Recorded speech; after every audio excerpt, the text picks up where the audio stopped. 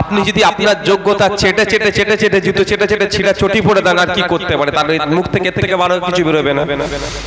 যোগ্যতা ছিল আপনার রাজার আসনে বসা, ওই সিংহাসনে বসার ক্ষমতা আপনার আছে, কিন্তু আপনি আপনার যোগ্যতাটাকে জাস্টিফাই করতে পারছেন না, ফলে আপনাকে স্টেজে দাঁড়িয়ে বলতে হচ্ছে অন্তত ছিঁড়া চটির মর্যাদা আপনি দিয়েছেন।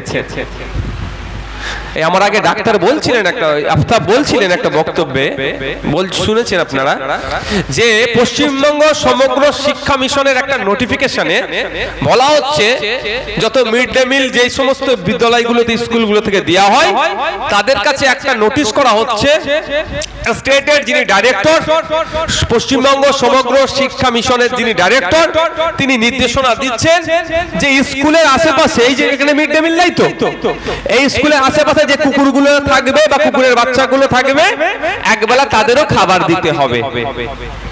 এটা ভালো কাজ। যদি আলাদা একটা দপ্তর আছে, প্রাণী সম্পদ বিকাশ দপ্তর আছে, সেই দপ্তরের মাধ্যমে অনেক কিছু স্ট্রিট যারা ডগ আছে বা এদের অনেক ব্যবস্থা থাকে, সেইগুলো এরা খেয়ে নেয়। আমি একটা বক্তব্য অনেক আগে দিয়েছিলাম যে এরা কুকুরের খাবারও ছাড়ে না।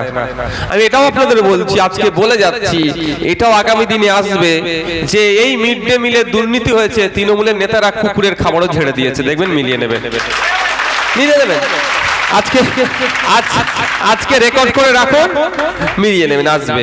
এই যা হচ্ছে, যা প্রকল্প ঘোষণা হয়, তৃণমূলের বন্ধুদের মনে লাড্ডু ফোটে।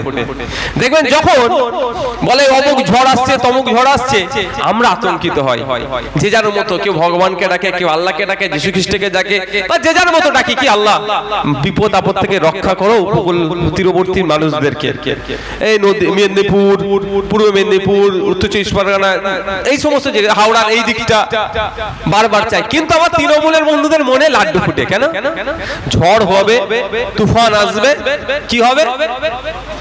তিরপল হবে, চাল ডাল আসবে, যেগুলো যা হবে প্রাকৃতিক বিপর্যয়ে বাড়ি ভেঙে গেলে ক্ষতিপূরণ পাওয়া যায়।